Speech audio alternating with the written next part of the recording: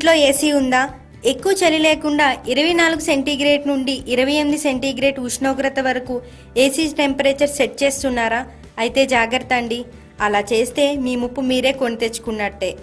దీనిపై Indian council of medical రీసెర్చ్లోని DCT ICMRలోని senior consultant doctor Ramesh C Deman ఏం చెప్పారో చూడండి. మీ ఇంట్లో దోమలు ఎక్కువగా ఉన్నట్టయితే తప్పకుండా ఏసీ ఉష్ణోగ్రత విషయంలో జాగ్రత్తలు పాటించాలని డాక్టర్ రమేష్ తెలిపారు.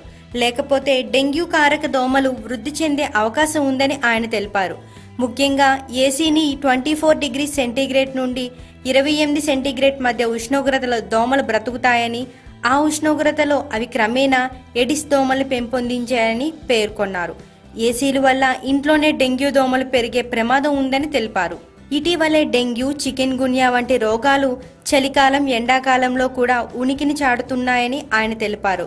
ఈ నేపథ్యంలోనే ఏసీలు ఉపయోగించేవారు 24 సెంటీగ్రేడ్స్ కంటే తక్కువ ఉష్ణోగ్రత ఉపయోగించడమే ఉత్తమమని తెలిపారు.